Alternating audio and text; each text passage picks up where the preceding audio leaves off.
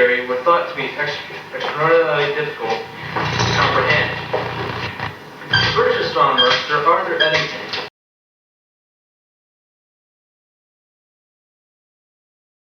Hey peoples, we are back for week 39 of crushing weights and diet shenanigans, etc., etc. So welcome back. I want to do a brief summary of what we talked about last week. We talked a lot about leucine and how that plays into triggering muscle protein synthesis, which is likely the thing that makes protein known to be less than the stated 4 calories per gram.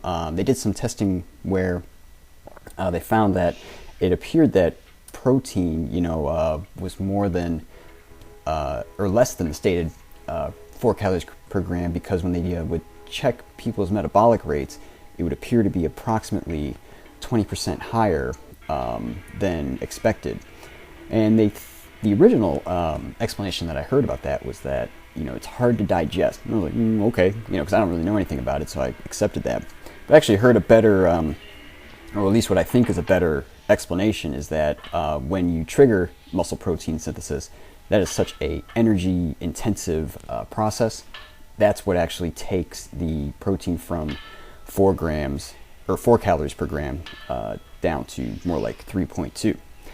But anyway, we got into the weeds last week with a lot of the details. If you want a simple, little trick, just eat 40 grams of protein from any animal-sourced protein, and you've definitely hit the leucine target, because that will cover you in the worst-case scenario, which, believe it or not, is chicken, and likely turkey. I don't actually have specific turkey numbers, but I would assume it's similar to chickens, since they're both birds.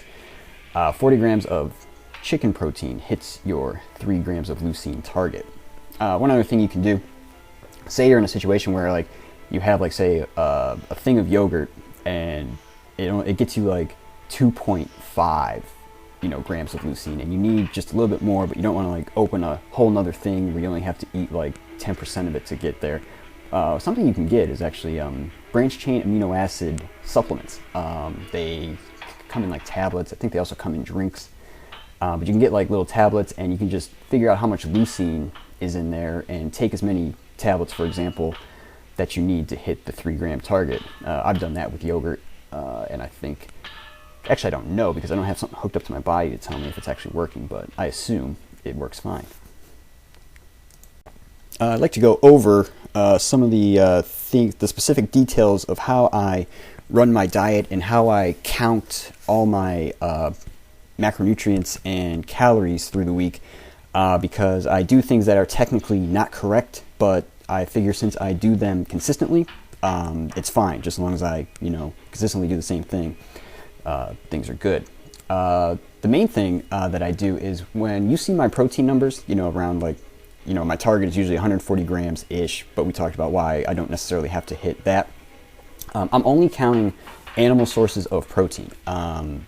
We know that protein comes in things like rice and oats, both of which I eat quite a bit of, but I don't actually count the protein in those. I move the protein in those over into my carbohydrates. So for example, my rice servings are 55 grams total, 45 of which are listed as carbohydrate and 5 of which are listed as protein on the box, but I just count all of that as 50 grams of carbohydrate.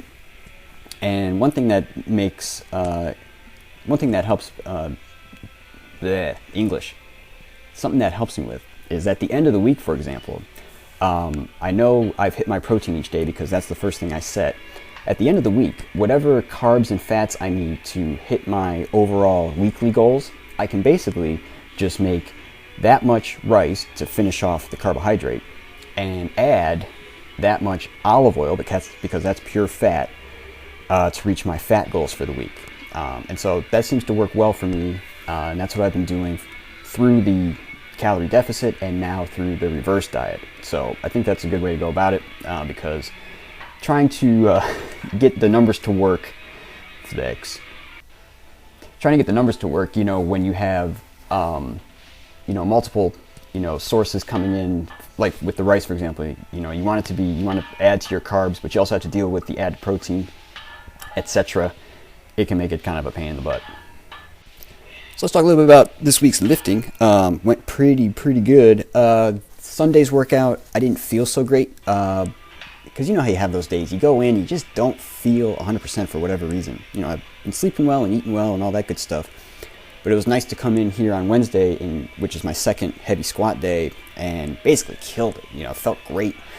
And something I noticed is that even though I was feeling good, we're kind of getting up to the limit of what I can handle with only 1 minute between sets, because I'm still doing that for every exercise. I think on heavy squats and on pause bench, we're starting to reach the limit of what I can do with that. So I have two options here. What I can do is either just increase the rest period, like say go to a minute 15, minute and a half between sets, and just continue with fives like I've been doing, or I can reduce the number of reps per set, say down to fours, and just do a couple more sets. So like for example, I'm doing a total of 30 work reps right now with 6 sets of 5. An option is to go to fours and do either 7 or 8 sets, because that gets you 28 or 32 total work reps. Either is fine. I haven't decided what I'm going to do, but I'm mulling both ideas.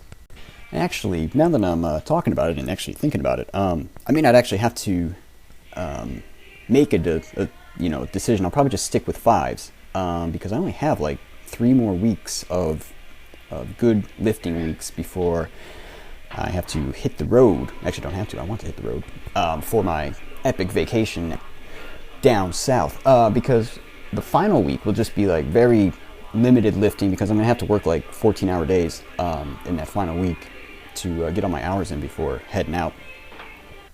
So I'll probably just, do the fives, and if I need a little bit extra rest, no biggie. So anyway, good week, and we're going to talk about the volume here in a second, because we've gone up just under 3,000 pounds this week from last week. Pretty decent distribution across the each lift, unlike last week, which was all delts, because I had done not so much and then added a whole bunch. And on to the reverse diet update. I don't know what was going on with the scale last week, but this week we are showing a weight loss again. So as you can see, we hit this week's target of 2,200, which, as you know, was a repeat because last week showed the gain. And like I said, don't know what the scale was doing. And just like during the calorie deficit, don't freak out when the scale has a bad week, because it's likely to come back the following week, just like it happened here. So anyway, we get to go up the full complement of 100 calories, increase of 16 grams of carbohydrate per day, and an increase of 4 grams of fat per day. And I am looking forward to it, because I expect it to add more to my lifts and make my tummy feel good. So anyway, that's it for this week, guys. Take care.